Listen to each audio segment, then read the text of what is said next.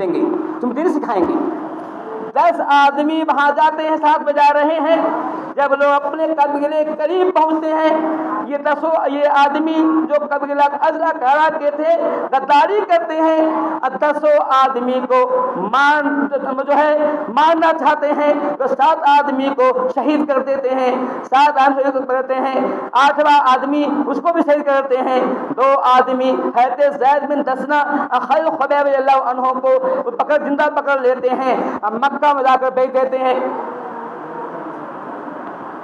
خبیب رضی اللہ عنہ کو مکہ میں بیچ دیا گیا ہے، زید بن دسنہ کو مکہ میں بیچ دیا گیا ہے، بیچ دیا گیا ہے۔ مکہ ایک کافر چونکہ جنگ بدر میں وہ شہید، ان کو شکست ہوئی تھی، مکہ کے بڑے بڑے سردار جو ہے جنگ بدر میں مارے گئے تھے، انہوں نے اپنے آبا و اجداد کا بدلہ لینے کے لیے حضرت خبیب کو خریدا، حضرت زید کو خریدا، دونوں کو پھانسی دے رہے ہیں۔ بالکل لوگوں کی بھیڑ جمع ہے، لوگوں کا ازدحام جمع ہے۔ حضرت خبیب کو لایا گیا ہے، زندہ ہے، اور کہتے ہیں کہ تمہیں جو ہے پھانسی دی جائے گی۔ اور حدیث میں ہے کہ حضرت خبیب کو جس کمرے میں بند کر کے رکھا گیا تھا، اس کمرے میں حضرت خبیب کے ہاتھ لوگوں نے دیکھا ان کے ہاتھ میں انگور کا گچھا ہے، حالانکہ موسم انگور کا موسم نہیں تھا، اس باوجود دیکھا ان کے ہاتھ میں انگور کا گچھا ہے۔ لوگوں نے دیکھا کہ اللہ تعالیٰ نے اس کو آسمان سے ان کے لیے کھجور کا گچھا بھیجا تھا۔ خیر جو ہے پھانسی کے لیے لایا گیا، تقدیر رسولی کے لیے لایا گیا۔ حضرت خبیب نے کہا اگر تم چاہو تو مجھے 2 رکعت نماز پڑھنے دو، اس سے پہلے کہ مجھے پھانسی دو گے۔ لوگوں نے کہا پڑھ لو۔ حدیث میں ہے کہ سب سے پہلے خبیب ہیں جنہوں نے پھانسی سے پہلے نماز پڑھنے کی سنت جاری کیا۔ اس سے پہلے کسی نے پھانسی سے پہلے 2 رکعت نماز نہیں پڑھی تھی، سب سے پہلے سنت کو حضرت خبیب نے جاری کیا۔ لوگوں نے کہا نماز پڑھ لو۔ حضرت خبیب بالکل ہلکی 2 رکعت نماز پڑھتے ہیں، پھر کہتے ہیں نماز کے اسلام پھیرتے کہتے ہیں اگر تم یہ نہ سمجھتے کہ موت ڈر سے میں نماز لمبی کر رہا ہوں تم نماز کو اور لمبی کرتا، لیکن تو میں سمجھ رہا تھا کہ تم سمجھو گے کہ موت ڈر سے نماز لمبی کر رہا ہے، اس لیے میں نماز کو میں نے ہلکی پڑھا۔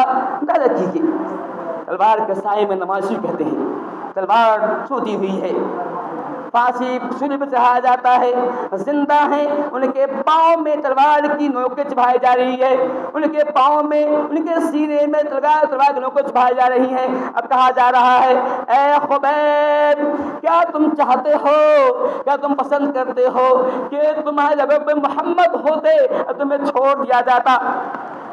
اندازہ کیجیے امتحان ہے، یہ خبیب کے ایمان کا امتحان ہے۔ کہتے ہیں کیا تم چاہتے ہو کہ تمہاری جگہ پہ محمد ہوتے اور تمہیں چھوڑ دیا جاتا؟ کہا قسم اللہ کی مجھے بھی پسند نہیں ہے کہ محمد اپنے گھر میں ہو، امی جان پردے میں ایک کانٹا پاؤں میں چھپایا جائے، یہ بھی پسند نہیں ہے۔ کتنی محبت تھی نبی سے، کتنا پیار تھا۔ قسم اللہ کو مجھے یہ بھی پسند نہیں ہے کہ محمد گھر میں ہو اور میری جان کے بدلے میں ان کے پاؤں میں کانٹا چھپایا جائے، مجھے یہ پسند نہیں ہے۔ لوگوں نے جب جملہ سنا غصہ ہو گئے اور فوراً ان کو پھانسی جو ہے دے دیا ہے۔ زید کے ساتھ یہی معاملہ ہوا، ان کو بھی پھانسی دی گئی، انہوں نے بھی 2 رکعت نماز پڑھی، پھانسی دی گئی۔ تو میں یہ کہہ رہا تھا اگر وہ عالم الغیب تھے تو آپ صلی اللہ علیہ وسلم 10 صحابہ کرام کو اصل و کارا جو قبیلہ تھا ان کے دیوان پر کیوں بھیجا؟ اگر آپ عالم غیب تھے، جانتے تھے انہیں مار دیں گے، پھر آپ نے بھیجا، وہ کہ آپ ظالم تھے، اب جان بوجھ کر اپنے صحابہ کو قتل کروایا۔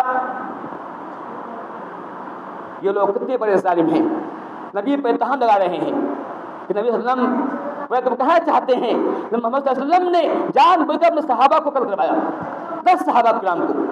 وہ صحابہ کون تھے؟ جو عالم صحابہ تھے، جو دین کے جانکار صحابہ تھے۔ اسی سال بیر معونہ کا واقعہ پیش آیا، اس میں بھی ایک آدمی جس کا نام ابو عامر تھا، وہ ایمان جو ہے مدینہ آتا ہے اور ایمان لاتا ہے اور پھر کہتا ہے کہ ہمارے قبیلے کی اصلاح کے لیے کچھ آدمی دیجیے۔ اب 70 آدمی کو جو ہے حوالے کیا، بخاری کا حدیث ہے، 70 آدمی کا حوالے کیا کہ جاؤ ان کے ناظرین کا کام کرو، سبھی کام کرو۔ ان لوگوں نے بھی دغا بازی کی، 70 شہید کر دیا۔ 70 آدمی کو صرف ایک آدمی بس کے وہاں سے بھاگ آئے تھے، وہ بدر کے 69 90 आदमी को शहीद कर दिया।